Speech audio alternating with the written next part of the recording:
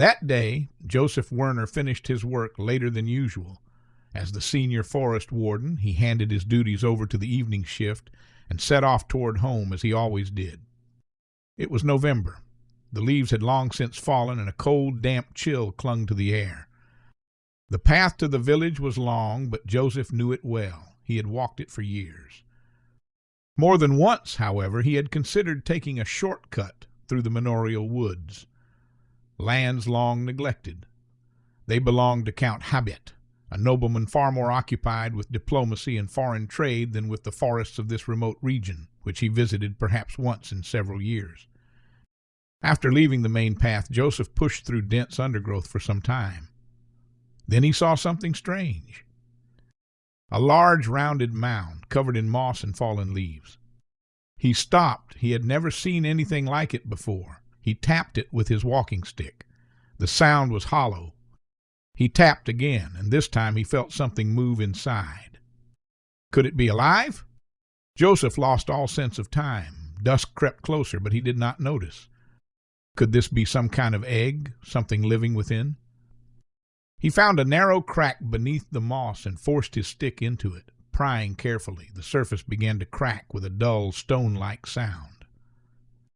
Then from within came inhuman screams. The cocoon split open. From the opening emerged creatures Joseph could not name. Their bodies were covered in pale, milky skin. They had 5 pairs of limbs and crawled across the ground like centipedes. Their eyes were completely black, reflecting no light, only something deeply wrong.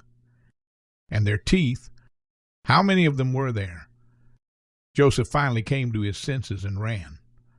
He felt neither cold nor age nor pain, only terror. Behind him he heard the wet, rapid movements of the creatures as they pursued him with unnatural speed. But on the slick, rotting leaves he slipped. He fell hard. Before he could rise, they were upon him. Against the fanged swarm he had no chance. His final act was a desperate cry, swallowed by the silent forest. Then came only darkness. The forest fell silent once more. Winter arrived swiftly, and snow buried the land. Joseph was searched for, but he vanished without a trace, hidden beneath the white cover. In spring, when the snow melted, villagers found only torn pieces of clothing stained with blood. Of the cocoon there remained nothing but an unremarkable decaying shell, which drew no attention. They told themselves wild boars had killed him, a funeral was held, life went on. And the truth of what awakened in the manorial woods was never discovered.